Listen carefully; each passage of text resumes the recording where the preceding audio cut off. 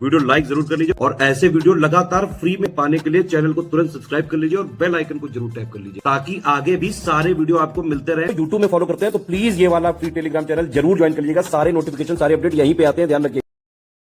दोस्तों, स्वागत है आपका स्टडी फॉर सिविल सर्विसेज में। उत्तर प्रदेश का करंट अफेयर आप लगातार देखते हैं, मंथली करंट अफेयर के वीडियोस आपको मिलते हैं और ऐसे भी आप तमाम जगह से जानकारियां जुटाकर पढ़ते रहते हैं। समसामयिक की एक ऐसी चीज़ है जिसमें कि लगातार अपडेट करने की आवश्यकता होती है। चीज़ों को अगर आप अपडेट नहीं करते हैं तो पुरानी हो जाती हैं, फिर काम की नहीं रहती।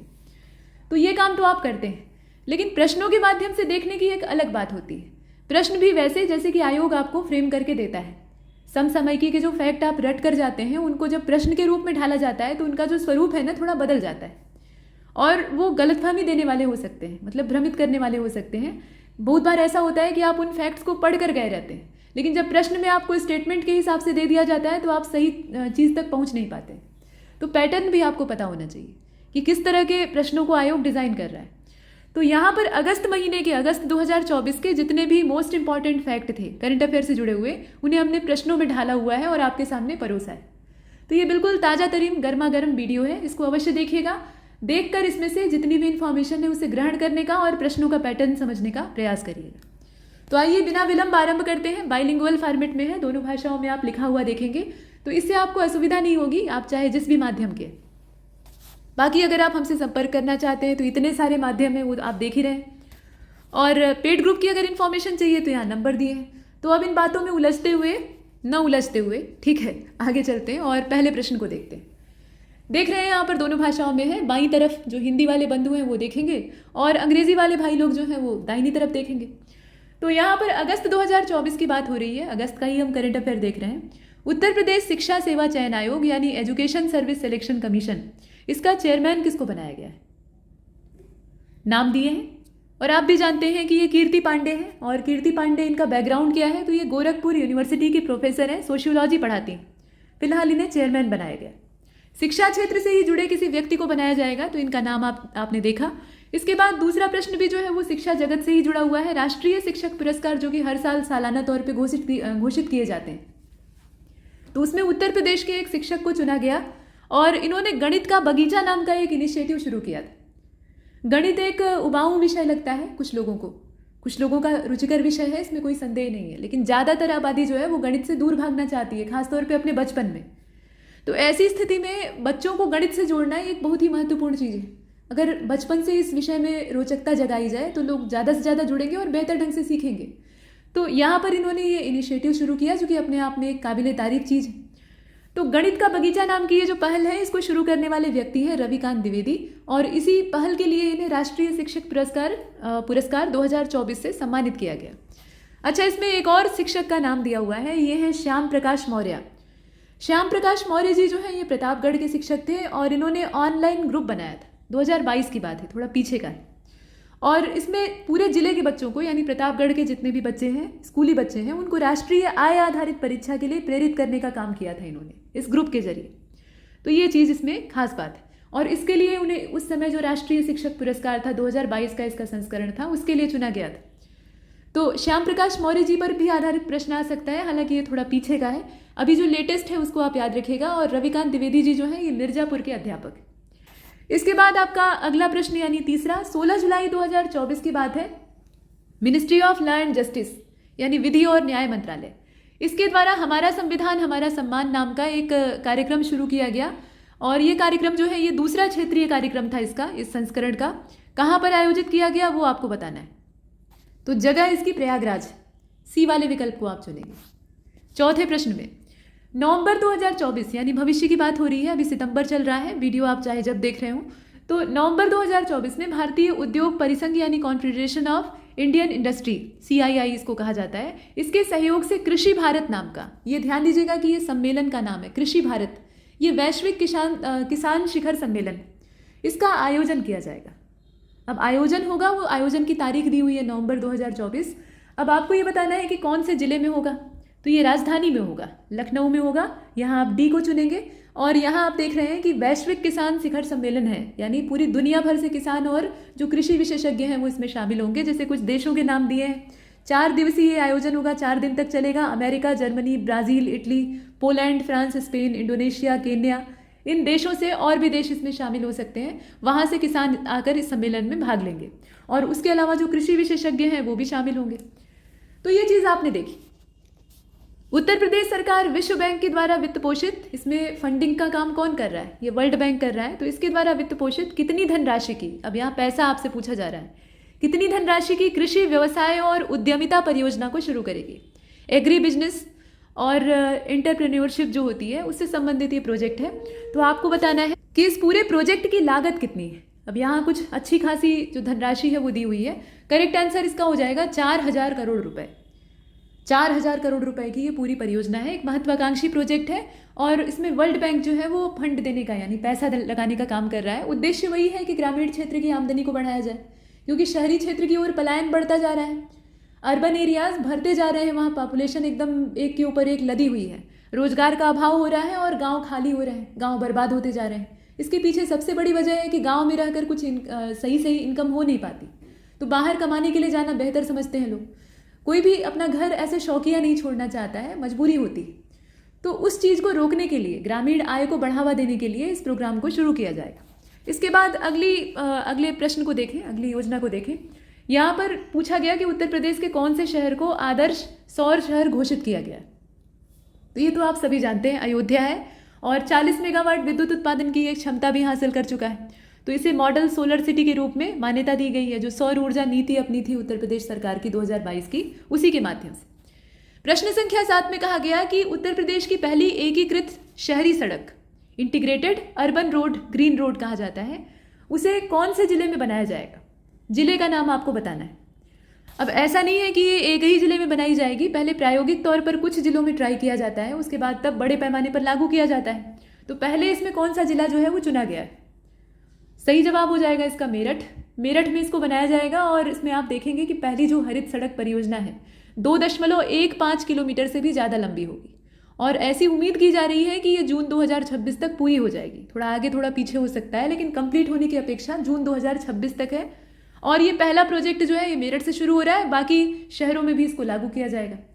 तो ये चीज़ आपने देखी। प्रश्न संख्या 8 में कहा गया कि प्रयागराज में गंगा नदी पर राज्य के सबसे लंबे केबल ब्रिज का निर्माण किया जा रहा है। अब आपको ये बताना है कि इस ब्रिज की लंबाई कितनी है। संभव है कि लंबाई देकर आपसे जिले का नाम पूछे, तो वो भी आपको पता होना चाहिए। तो प्रश्न को भी ध्यान से देखना है। फिलहाल लंबाई देखिए तो आप जानते हैं कि इसमें लागत कितनी लगी है, 1948, और ये जो ब्रिज है इसकी लंबाई बनती है 9.90 किलोमीटर या 9.9 किलोमीटर। अच्छी खासी लंबाई। डी वाले विकल्प को आपने चुना। और इसमें 2 ऐसे टावर भी बनाए जाएंगे जो कि देखने में एफिल टावर जैसे लगेंगे। आपको पेरिस जाने की आवश्यकता नहीं है, आप इलाहाबाद में बैठे बैठे एफिल टावर देख सकते हैं। तो ये फाफा मऊ से गंगा पर बन रहा है और 6 लेन वाला है, ये भी ध्यान दीजिएगा। अब इसके बाद आगे चलें और 9वें को देखिए। 15 अगस्त 2024 मुख्यमंत्री जी के द्वारा एक बार फिर से तिरंगा फहराया गया। तो अब आपको ये बताना है कि ध्वजारोहण करने के मामले में ये राज्य के पहले मुख्यमंत्री बन गए हैं। लेकिन आप ये बताइए कितनी बार इन्होंने ध्वजारोहण किया है, कितनी बार झंडा लहराया है। तो अगर हम 15 अगस्त यानी आज़ादी के दिन वाले ध्वजारोहण को गिनते हैं तो इनका जो कार्यकाल है और जब से सत्ता में आए हुए हैं तब से आप गिन सकते हैं आराम से, इसमें पहचानना आसान है। 2017 से आप गिन लीजिए तो कितनी बार हो जाएगा, ये 8 बार हो जाएगा। 8 बार इन्होंने ध्वजारोहण किया है 15 अगस्त के मौके पे। इसके बाद 10वें प्रश्न में चले। यहाँ देखिए, अगस्त 2024 में राष्ट्रीय चिकित्सा आयोग, जिसे कि NMC कहा जाता है, नेशनल मेडिकल कमीशन, इसने जो शैक्षणिक वर्ष है 2024-25 उसके लिए उत्तर प्रदेश के कितने शहरों के 7 नए मेडिकल कॉलेजों में 7 नए जो मेडिकल कॉलेज हैं उसमें MBBS कार्यक्रम को शुरू करने की मंजूरी दे दी या अनुमति दे दी। तो यहाँ पर संख्या सिर्फ आपको बतानी है। अब इसमें करेक्ट आंसर इसका क्या हो जाएगा, इसका हो जाएगा 7। ठीक है, इनकी संख्या भी 7 है। 7 नए मेडिकल कॉलेज और कितने शहर हैं, तो ये 7 है। अब इसमें शहरों के नाम इंपॉर्टेंट हैं, संख्या से ज़्यादा ये महत्वपूर्ण है कि आपको शहरों के नाम पता हो। तो इसमें आप देख रहे हैं कि बिजनौर, बुलंदशहर, कुशीनगर, पीलीभीत, सुल्तानपुर, कानपुर देहात और ललितपुर। यहाँ पर स्वायत्त राज्य मेडिकल कॉलेज के लिए कुल मिलाकर 660 MBBS सीटों का जो अनुमति पत्र है वो सरकार के द्वारा जारी किया गया। तो इसे आपने देखा। आगे चलें और अगले प्रश्न में यानी 11वें में आपसे पूछा जा रहा है कि 21 से लेकर 29 जुलाई 2024 ईरान में आयोजित 54वां जो अंतर्राष्ट्रीय भौतिकी ओलंपियाड था, फिजिक्स ओलंपियाड था, उसमें उत्तर प्रदेश के भव्य तिवारी ने कौन सा पदक जीता? तो भव्य तिवारी जो कि उत्तर प्रदेश के हैं और इन्होंने ये जो फिजिक्स का ओलंपियाड है इसमें एक मेडल हासिल किया और इन्होंने रजत पदक जीता है। ठीक है, ये सिल्वर मेडल जीता है। ये नोएडा के, ग्रेटर नोएडा के रहने वाले। यहाँ एक चीज़ और दी हुई है, ये ईरान का इस्फहान नाम का शहर है, वहाँ पर आयोजित प्रतियोगिता थी। तो हो सकता है इस्फहान के नाम से दे दिया जाए, तो आपको कन्फ्यूज़न नहीं होना चाहिए, ये ईरान में। अब इसके बाद प्रश्न संख्या 12 में आपसे पूछा गया कि किस दो देशों के बीच में हरित रणनीति साझेदारी के तहत वाराणसी में स्वच्छ नदियों पर स्मार्ट प्रयोगशाला यानी SLCR उसकी स्थापना की गई। Strategic partnership between which of the following 2 countries. तो दो देशों के नाम दिए हैं, उसमें से चुन लीजिए कौन सा होगा। इंडिया डेनमार्क दिया है, इंडिया श्रीलंका दिया है, ऐसे ही करके है। करेक्ट आंसर क्या हो जाएगा? ये इंडिया और डेनमार्क हो जाएगा। ए वाला विकल्प इसमें सही है। और इसमें वाराणसी में ये जो कार्यक्रम है इसको किया जाएगा। तो इसमें शहर का नाम भी आपसे पूछा जा रहा है कि कहाँ, मतलब पूछा जा सकता है कि कहाँ पर इसे शुरू किया जाएगा। तो जगह भी पूछी जा सकती है, किन 2 देशों के सहयोग से हो रहा है वो भी आपको पता होना चाहिए। इसके बाद 13वें क्वेश्चन में कहा गया कि विभाजन विभीषिका स्मृति दिवस उत्तर प्रदेश में कब मनाया गया? विभाजन विभीषिका स्मृति दिवस। तो विभाजन की विभीषिका कब हुई थी? जब पाकिस्तान के रूप में हमारे ही देश के 2 टुकड़े हमसे अलग हो गए थे, एक पश्चिम से और एक पूरब से। तो वो तारीख थी 14 अगस्त की और प्रधानमंत्री मोदी जी के द्वारा इसे घोषित किया गया था कि इसे विभीषिका दिवस के तौर पे हम मनाएंगे आज़ादी से ठीक पहले, और पहली बार 2021 में मनाया गया था। तो इसको आप याद रखिएगा। प्रश्न संख्या 14 में कहा गया कि केरल के वायनाड जिले में जो भयानक भूस्खलन हुआ था, बड़े पैमाने पर वहाँ लोग प्रभावित हुए थे, उससे निपटने के लिए उत्तर प्रदेश सरकार ने कितनी धनराशि की आर्थिक मदद की? उत्तर प्रदेश यहाँ पर शाहखर्च है, उसने मदद की है, केरल की मदद की है, आर्थिक मदद। तो अब आप यहाँ बताइए कितना यहाँ पे धनराशि इसने दी है। और ज़्यादा खोजने की आवश्यकता नहीं है, उत्तर नीचे ही दिखाई दे रहा है। उद्देश्य हमारा वही है, जैसा कि आपको बताया, यहाँ पर तथ्यों से आप परिचित हैं, ये हम मानकर चल रहे हैं। सिर्फ आपको एक रिवीजन के लिए पैटर्न देना और प्रश्नों से रूबरू कराना, प्रश्न का जो एक स्ट्रक्चर है वो आप तक पहुँचाना। फिलहाल 10 करोड़ रुपए की आर्थिक मदद यहाँ उत्तर प्रदेश सरकार के द्वारा वायनाड को भेजी गई है 30 जुलाई 2024 की बात। नेक्स्ट आप देख रहे हैं यहाँ 15वें को, किस वर्ष तक पर्यटन में 5 गुना वृद्धि करने का लक्ष्य सरकार ने रखा है, यानी प्रदेश सरकार ने 5 गुना जो टूरिज्म है उसमें इजाफा किया जाए। तो इसमें सही जवाब क्या हो जाएगा? ये 2028 तक का लक्ष्य है, अभी चल रहा है 2024, यानी अगले 4 साल तक। बुनियादी ढांचा हम लोग सुधारेंगे ताकि टूरिस्ट यहाँ आना पसंद करें। इसके बाद 16वें को देखते हैं, उत्तर प्रदेश बोर्ड से मान्यता प्राप्त स्कूल किस कक्षा से ही व्यावसायिक शिक्षा में शामिल होने की तैयारी कर रहे हैं? अब ये जो व्यावसायिक शिक्षा है इसके लिए स्कूलों को आमतौर पे नहीं टारगेट बनाया जाता था। जो यूनिवर्सिटीज़ होती थी या फिर ग्रेजुएशन लेवल के जो शिक्षण संस्थान होते थे वहाँ से इस प्रोग्राम को शुरू किया जाता था। लेकिन अब यहाँ पर आप देख रहे हैं कि ये छोटी कक्षाओं से ही इस कार्यक्रम को शुरू करने का प्लान है। तो इसमें से करेक्ट आंसर हमारा 16वीं का क्या होना चाहिए? इसका देखिए सही जवाब हो जाएगा इसमें से बी वाला, कक्षा 6 से। आप विश्वास नहीं करेंगे लेकिन कक्षा 6 से ही ये प्रोग्राम जो है इसको शुरू किया गया और यही सही समय होता है। इसके बाद 17वें को देखते हैं। यहाँ कहा गया कि उत्तर प्रदेश का कौन सा शहर ऐसा है जिसमें भारत के पहले AI आधारित यानी आर्टिफिशियल इंटेलिजेंस पे आधारित आंगनबाड़ी केंद्र का उद्घाटन किया गया। जुलाई 2024 की बात है। सही जवाब इसका हो जाएगा, इसमें देख लीजिए जिलों के नाम गाजियाबाद, हमीरपुर, कासगंज और अमरोहा दे रखा है। गाजियाबाद हो जाएगा। राज्यपाल महोदया के द्वारा इसको उद्घाटित किया गया। गाजियाबाद में जो ग्राम मोरटी है वहाँ रोटरी इंटरनेशनल डिस्ट्रिक्ट 3012 के द्वारा देश में पहली जो AI यानी आर्टिफिशियल इंटेलिजेंस आंगनबाड़ी है उसको शुरू किया गया। अब इसमें जितने भी प्रावधान है वो AI से जुड़े हुए होंगे। तो ये चीज़ आपने देखा, राज्यपाल के द्वारा इसका उद्घाटन किया गया है, इसको आप देख रहे हैं। इसके बाद 18वें प्रश्न को देखिए। 75 साल पूरा हुआ संविधान के 75 साल पूरे हो गए। तो इसके उपलक्ष्य में उत्तर प्रदेश के कौन से शहर में राज्य का पहला संविधान पार्क बनाया जाएगा? शहर आपको चुनना है। तो ये शहर मुरादाबाद है, आपने कई बार पढ़ा होगा। संविधान के 75 साल पूरे होने के उपलक्ष्य में लागत भी यहाँ ध्यान दीजिए, 9.5 करोड़ रुपए की लागत से ये पहला संविधान पार्क यानी पहला जो कॉन्स्टिट्यूशन पार्क है उसको बनाया जाएगा। इसके बाद 19वें क्वेश्चन में आपसे पूछा गया कि उत्तर प्रदेश के 32 शहरों और कस्बों, मतलब शहरों या कस्बों में कुल कितने प्राइवेट FM रेडियो स्टेशन खोले जाएंगे? संख्या दी हुई है 62, 79, 91 और 100। इसमें से करेक्ट आंसर क्या हो जाएगा? ये 32 होंगे। माफ कीजिएगा, यहाँ 32 जो शहर और कस्बे हैं वहां पर इनकी मतलब जो FM रेडियो स्टेशन खोले जाएंगे, इनकी टोटल संख्या होगी 100। ठीक है, जो रेडियो स्टेशन है उनकी संख्या 100 है। हाँ, शहरों और कस्बों की संख्या जो है वो 32 है। आपसे ये संख्या भी पूछी जा सकती है। फिलहाल यहाँ पर 100 को चुनेंगे, डी वाले ऑप्शन को। कुछ एक्स्ट्रा इन्फॉर्मेशन दी है, उसको भी इकट्ठा करते चलते हैं। तो यहाँ कुछ जिलों के नाम जैसे मुरादाबाद, मुजफ्फरनगर, शाहजहांपुर, सहारनपुर, यहाँ पर 4-4 खोले जाएंगे। जबकि बलिया, बस्ती, रायबरेली, सीतापुर, मैनपुरी, मथुरा, अयोध्या समेत करीब 28 शहर और कस्बे हैं जहाँ की 3-3 प्राइवेट FM रेडियो सेंटर खोले जाएंगे। इसके बाद 20वें प्रश्न में आपसे पूछा गया कि किस जिले में साइकिल चलाने वाले स्कूली बच्चों को हेलमेट पहनना अनिवार्य कर दिया गया है। साइकिल चलाने के लिए भी आपको सुरक्षा के लिए हेलमेट पहनने की आवश्यकता होती है। आमतौर पर लोग नहीं पहनते, बाइक पर ही नहीं पहनते, साइकिल पर क्या खाक पहनेंगे, लेकिन बच्चों के लिए इसको अनिवार्य कर दिया गया है। तो ये मिर्जापुर है। ठीक है, मिर्जापुर में मिर्जापुर पुलिस के हिसाब से ड्रेस कोड की तरह से ही साइकिल से अगर आप स्कूल जा रहे हैं, मतलब बच्चे स्कूल जा रहे हैं, तो उन्हें हेलमेट पहनना जरूरी है। 15 अगस्त से शुरू हो गई अभियान जो है यातायात विभाग की ओर से 1 साल तक चलेगा। तो इसमें ट्रैफिक डिपार्टमेंट इन्वॉल्व है और यूपी पुलिस, मतलब मिर्जापुर पुलिस खासतौर पे अगर जिलेवार देखा जाए तो उसके द्वारा ये प्रावधान किया गया है। इसके बाद 21वें प्रश्न को देखिएगा। इसमें कहा गया कि किस शहर में, मतलब उत्तर प्रदेश के कौन से शहर में राज्य की पहली ड्रोन चौकी का निर्माण किया जाएगा। ड्रोन चौकी बताइए, ये जो ड्रोन पोस्ट है ये कहाँ पर बनेगी? ये लखनऊ में बनेगी। राजधानी से पहले और कहाँ बन सकती है? तो ए वाले विकल्प को हमने चुना। अच्छा, 22वें को देखते हैं। 22वें में आपसे पूछा गया कि उत्तर प्रदेश में कहाँ पर भारत के पहले भक्ति वेदांत सांस्कृतिक केंद्र का लोकार्पण किया गया। भक्ति वेदांत कल्चरल सेंटर जो है उसको कहाँ पे इनॉग्रेट किया गया? दिसंबर 2024 में। समय भी आपसे पूछा जा सकता है, मतलब ये हुआ दिसंबर 2024, अभी तो आया नहीं है, किया जाएगा, अभी किया नहीं गया है। ठीक है, तो दिसंबर 2024 में कहाँ पर इसका लोकार्पण होगा, इनॉग्रेशन होगा, बताइए। तो सही जवाब इसका हो जाएगा, इसमें जिलों के नाम आप देख ही रहे हैं। करेक्ट आंसर इसका क्या होना चाहिए?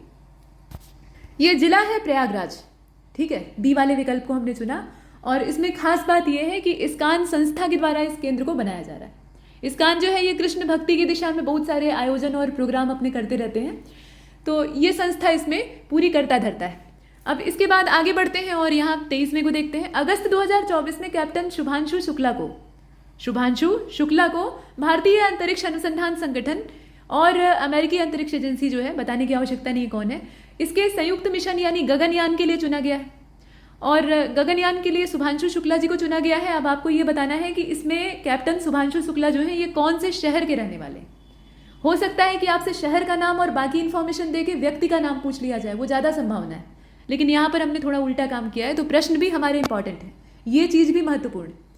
जगह बताइए, सही जवाब क्या हो जाएगा? लखनऊ। शुभांशु शुक्ला कहाँ के रहने वाले हैं? ये रहने वाले हैं लखनऊ के। महिलाओं द्वारा स्टार्टअप शुरू करने के मामले में यूपी का भारत में कौन सा स्थान है? अब ये स्थान अदला बदली हो सकता है, मतलब इसमें परिवर्तन हो सकता है समय के साथ, लेकिन अभी की स्थिति बताइए। तो दूसरा स्थान है फिलहाल। स्टार्टअप जो महिलाएं शुरू करती हैं उस मामले में हम दूसरे स्थान पे हैं, तो प्रश्न ही उठता है कि पहले स्थान पे कौन है। तो पहले स्थान पर महाराष्ट्र है, दिल्ली जो है वो तीसरे स्थान पे है। और महिला नेतृत्व वाले स्टार्टअप की संख्या के मामले में अगर देखा जाए तो इसमें बेंगलुरु पहले स्थान पे। तो ये सारी चीज़ें आपने देखी। महिला नेतृत्व वाले स्टार्टअप में और महिलाओं के द्वारा ही सिर्फ शुरू किए जाने वाले स्टार्टअप में फ़र्क है थोड़ा सा। महिला नेतृत्व का मतलब ये है कि उसमें पुरुष कर्मचारी भी शामिल हो सकते हैं, लेकिन महिलाओं के सौजन्य से ही पूरा स्टार्टअप चलाया जा रहा है, वो अलग बात होती। ठीक है, तो दोनों मामले में दिया है, ध्यान दीजिएगा।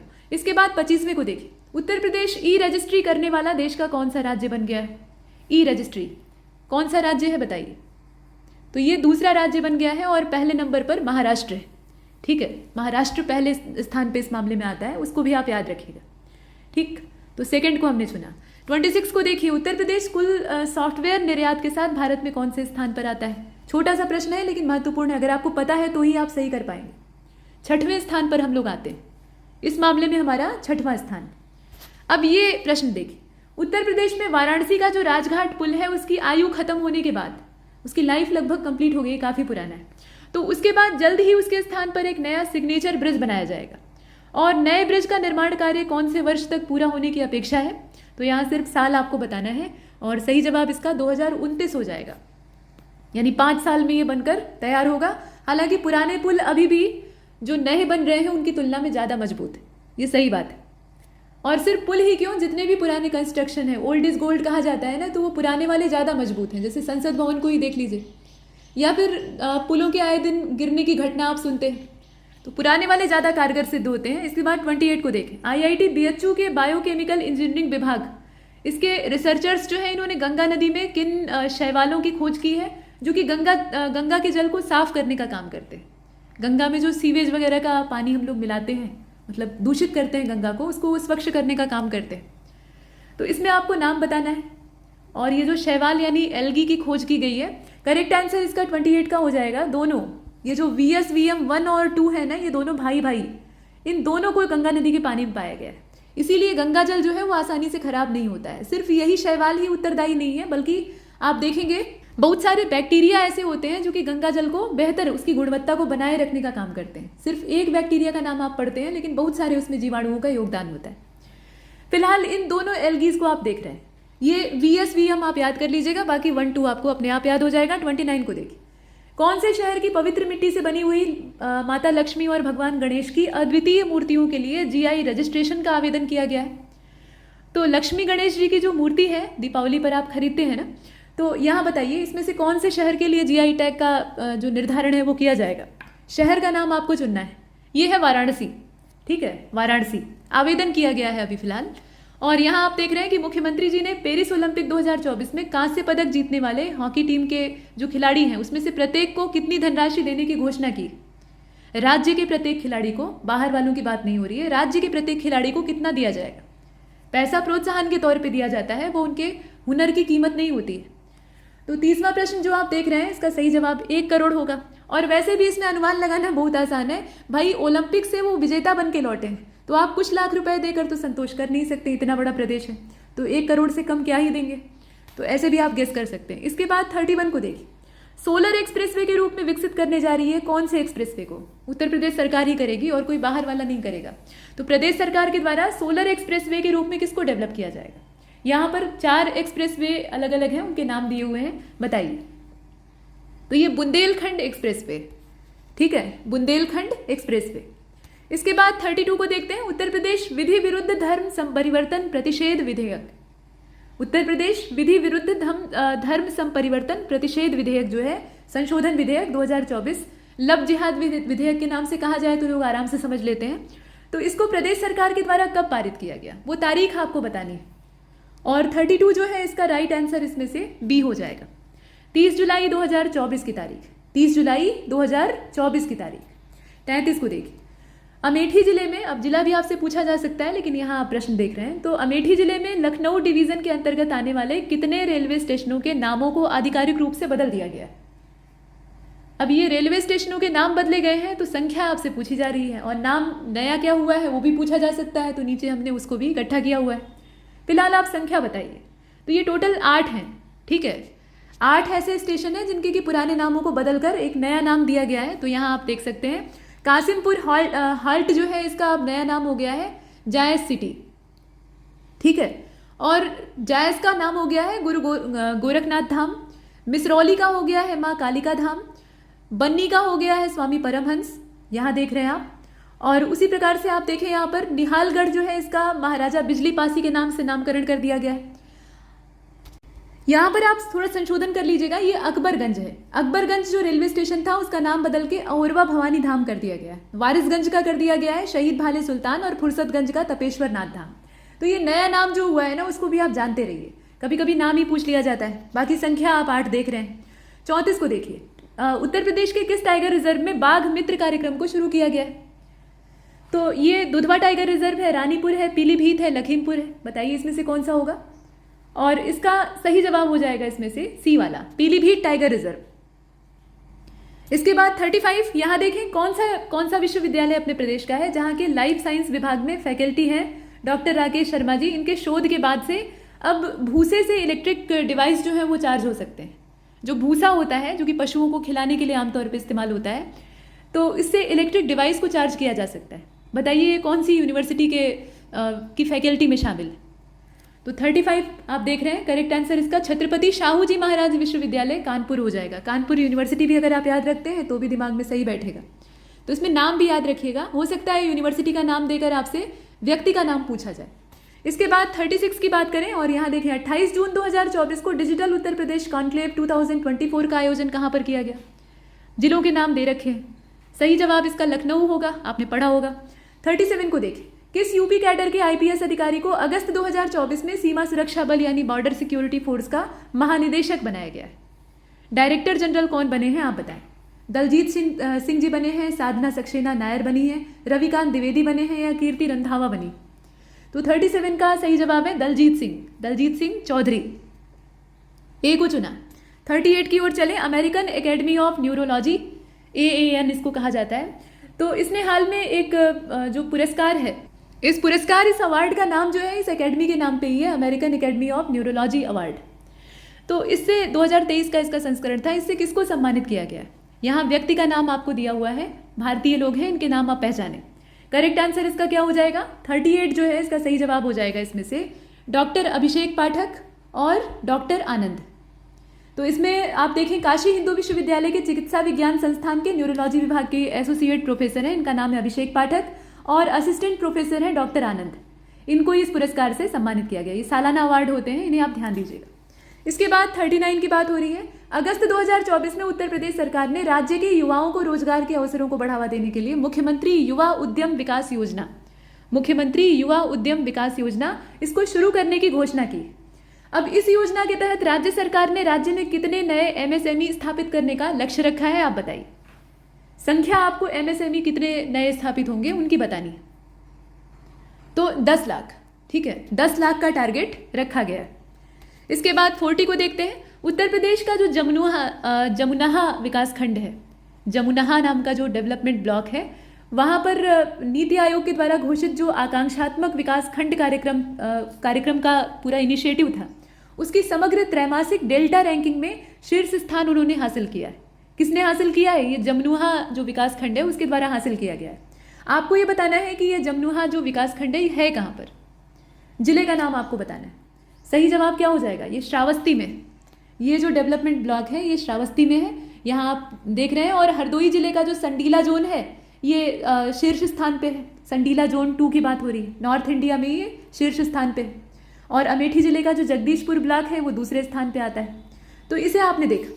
इसके बाद अब आगे चलते हैं, यहाँ 41 को देख रहे हैं। राजधानी लखनऊ में एयरपोर्ट के नज़दीक कितने एकड़ भूमि AICT के निर्माण के लिए प्रस्तावित की गई? अब यहाँ पर AICT जो है वो इस्टेब्लिश की जाएगी। आपको एकड़ में मतलब इसका क्षेत्रफल बताना है। तो इस पूरी ज़मीन का जो एरिया है वो 40 एकड़ है, ठीक है, 40 एकड़ में इसको डेवलप किया जाएगा। इसके बाद 42 में आपसे पूछा गया कि अगस्त 2024 में जारी उत्तर प्रदेश की जो हेल्थ रैंकिंग है, उस डैशबोर्ड में किस मंडल ने प्रदेश में पहला स्थान हासिल किया?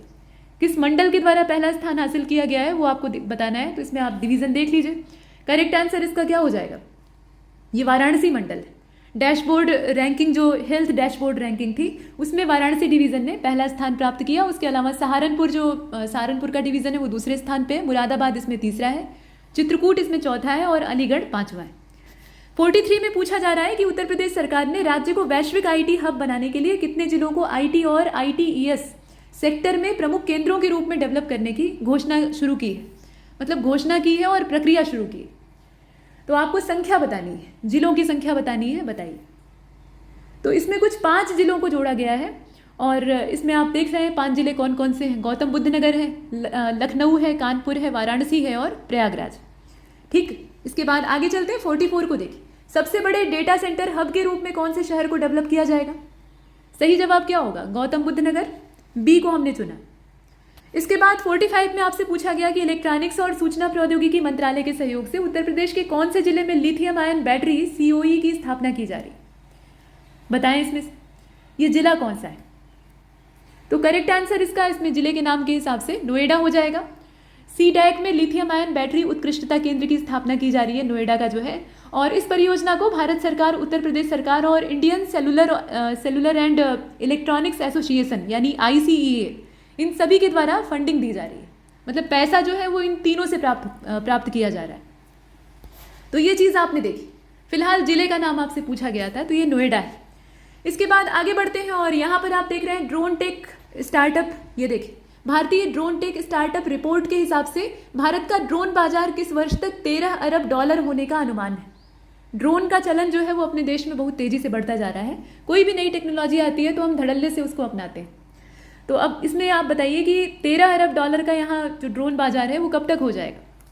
46 करेक्ट आंसर इसका क्या होगा? 2030, ज़्यादा दूर नहीं। इसके बाद 47 में कहा गया कि कृषि डिजिटल सेवाओं के उपयोग को बढ़ावा देने के लिए जो उत्तर प्रदेश की कैबिनेट है, उत्तर प्रदेश का जो मंत्रिमंडल है, उसने कृषि को बेहतर बनाने के लिए और डिजिटल सेवाओं का उपयोग बढ़ाने के लिए एग्रीटेक पॉलिसी 2024, एग्रीटेक नीति 2024, इसको कब स्वीकृति दी? एग्रीटेक पॉलिसी 2024, इसे जो परमिशन है वो कब प्राप्त हुई? तो 47 का करेक्ट आंसर हो जाएगा 2 जुलाई 2024। 2 जुलाई 2024 की तारीख है। 5 वर्ष के लिए इसका क्रियान्वयन किया जाएगा। करीब 21.65 करोड़ रुपए का इसमें खर्चा होने की संभावना है और काफ़ी अच्छे तरीके से क्रियान्वित हो सके इसके लिए यहाँ पर एक प्रबंधन इकाई भी डेवलप की जाएगी। नेक्स्ट आप 48 को देख रहे हैं, इसमें आप यहाँ आ जाइए।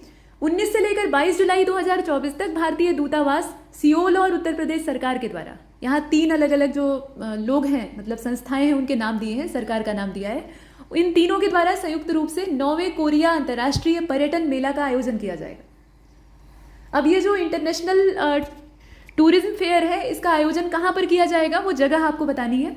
तो भारतीय दूतावास, सियोल और उत्तर प्रदेश की सरकार, तीनों लोग जो है वो ज्वाइंटली से ऑर्गेनाइज कर रहे हैं। ये 9वां संस्करण है और इसको इल्सान में किया जाएगा, सियोल के इल्सान में ऑर्गेनाइज किया जाएगा 19 से लेकर 22 जुलाई के बीच में। तो ये चीज़ आपने देखी। और अंतिम 50वां प्रश्न आप देख रहे हैं, पहला राष्ट्रीय अंतरिक्ष दिवस उत्तर प्रदेश के अलग अलग जिलों में कब मनाया गया? वो तारीख बताइए। तो वो तारीख है, यहाँ आप 50वें को देख रहे हैं, ये 23 अगस्त 2024 की, ठीक, 23 अगस्त 2024 की तारीख है। अपना पहला राष्ट्रीय अंतरिक्ष दिवस भारत ने मनाया, प्रदेश भी मनाएगा साथ साथ।